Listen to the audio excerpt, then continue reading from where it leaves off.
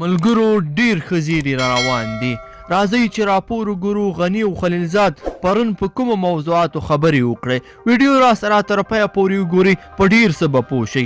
ګرانو لیدونکو السلام علیکم.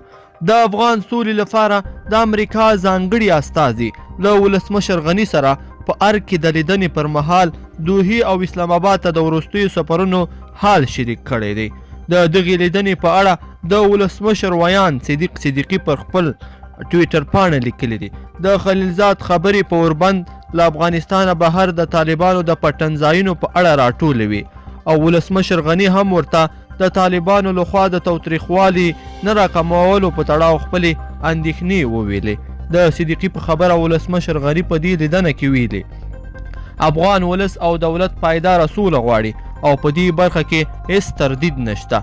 صدیقي زیاته کړې ده ولسمشر او خلیزاد په دې لیدنه کې ټینګار کړی دی چې د سولې د تامین لپاره لومړی باید تر هر څه وړاندې اوربند وشي. خلیزاد په داسې حال کې کابل ته راغلی چې عربي رسنیو ویلي نوموړی له طالبانو سره خبرې د 10 ورځني اوربند په غوښتنه د لنډ وخت لپاره ځنډولې او هغوی ته یې ویلي دي چې که دا اوربند نه کوي نو امریکا به د سولې مذاکرات لغوه کړي او یو ځل بیا به د جنګ ډګر ته راشي.